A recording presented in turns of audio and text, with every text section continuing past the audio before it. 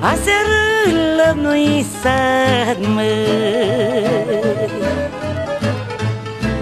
o fetișoară cântat, măi, lângă când am ajuns, fără voia m-am plâns, când toate cântecele își cânta durerile, măi. Lângă ea când am ajuns, fără voia m-am prins, când toate cântecele își cânta durerile, măi. Dar și avea și eu copii, măi, fericită m-a simțit, măi. I-aș crește ca florile, mi-ar crește puterile. I-aș crește ca florile, mi-ar crește puterile, măi. Geaba ai de toate în casă, dacă n-ai copii la masă.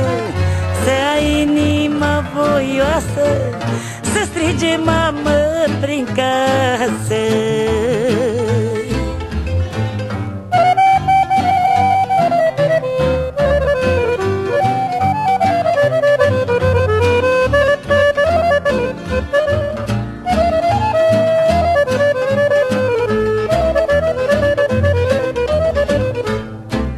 Părinții de au copii, măi, au în casă bucurii, măi,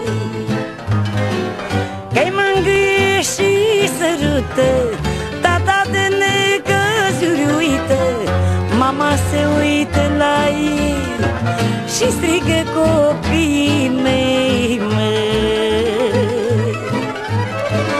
Îi mângâie și sărută, noaptea lângă ei se culcă, mama se uită la ei și strigă copiii mei, măi.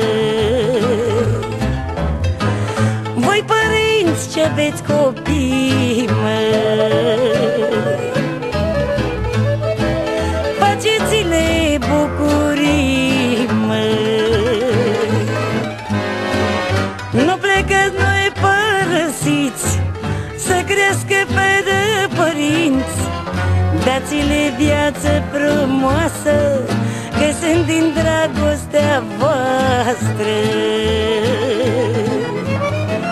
Nu plecați, nu-i părăsiți, să crească fără părinți. Să le dăm viață frumoasă, că sunt din dragostea noastră.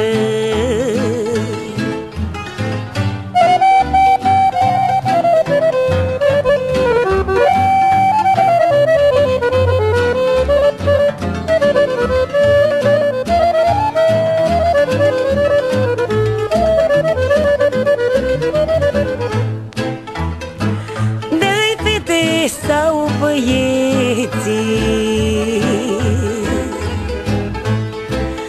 datorie e să-i crești.